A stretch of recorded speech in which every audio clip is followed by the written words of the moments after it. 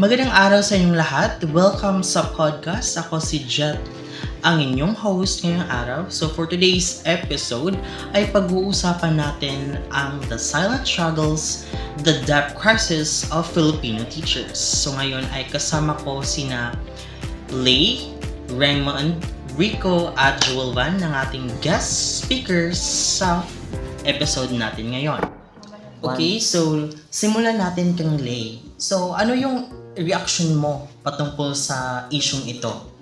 Well, honestly, sobrang nakaka-shock siya kasi kapag naririnig mo yung teacher, automatic iniisip mo na stable at respected na profession.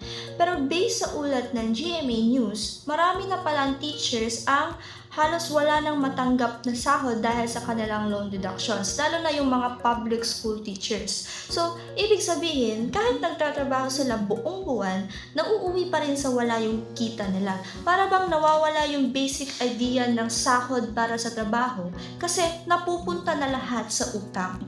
Yeah, I agree with that, Lay. Kasi isa sa napansin ko sa mga guro is ito yung kinakaharap nila na problema sa kanilang pang-araw-araw. So, Raymond, so sa tingin mo, bakit umaabot sa ganitong sitwasyon ang mga guro? Alam mo, Didi Jet, para siyang nagsimula sa simpleng pangangailangan lamang.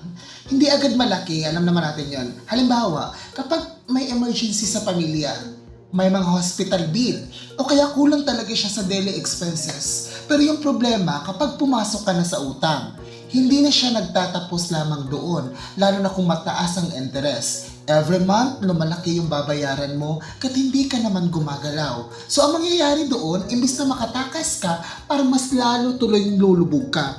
Kaya oo, masasabi ko talaga na parang nagiging cycle lang yung mga hirap na dapat putulin.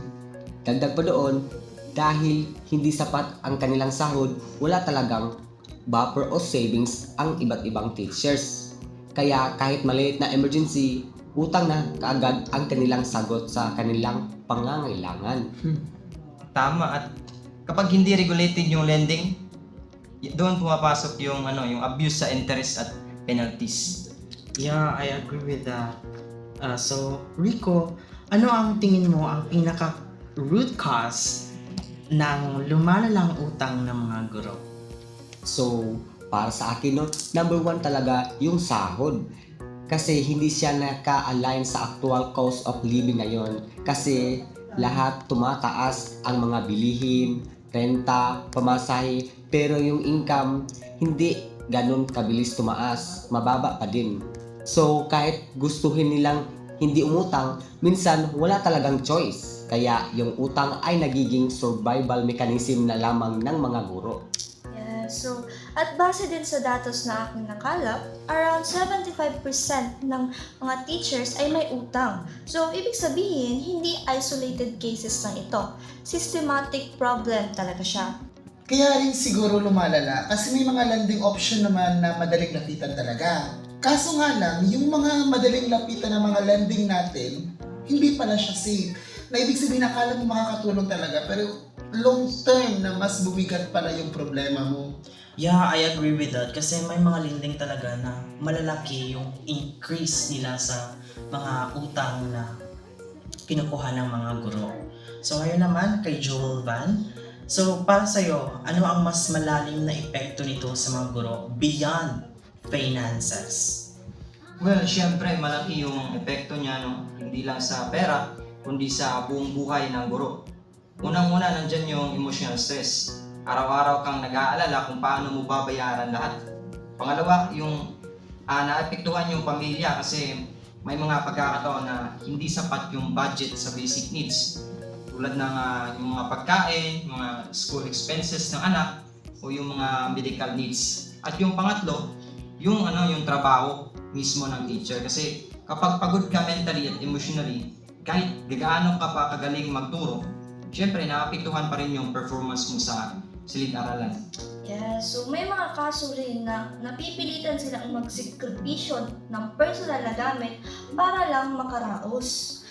At siguro, isama mo na rin yung pressure, DJ, kasi nga hindi naman talaga nawawala yun kapag tuloy-tuloy talaga yung bawas o deduction sa sahod natin. So Lay, Para sa'yo, sapat ba yung mga hakbang na ginawa ng ating gobyerno ngayon? So, base sa mga nakikita ko, may mga programs like loan restructuring which is helpful kasi inaayos niya yung payment terms. Pero ang issue, hindi niya tinatanggal yung ugat ng problema. Parang inaayos lang yung resulta, hindi inaayos yung dahilan kung bakit sila nalulubog sa utang in the first place.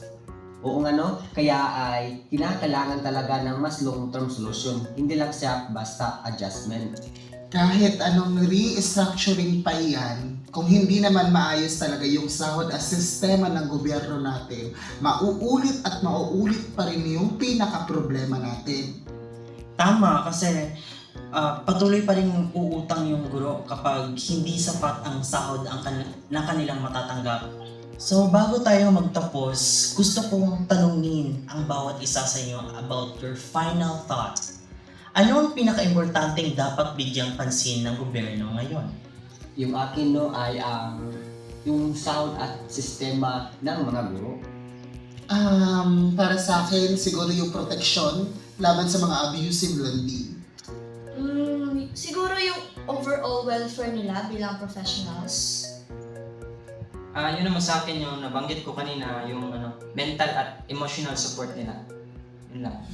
Bago tayo tuluyang magtapos, ay nais ko munang ibahagi o iparating ang aking taus-pusong pagpapasalamat kina Lay, Raymond, Rico, at Joelvan sa inyong oras, sa pagbabahagi at lalong-lalo na sa mga mahalagang pananaw na nagbibigay linaw sa ganitong klaseng usapin. Muli ako si Jat, ang inyong host ngayong episode, at maraming salamat sa inyong pakikinig sa aming podcast. Paalam!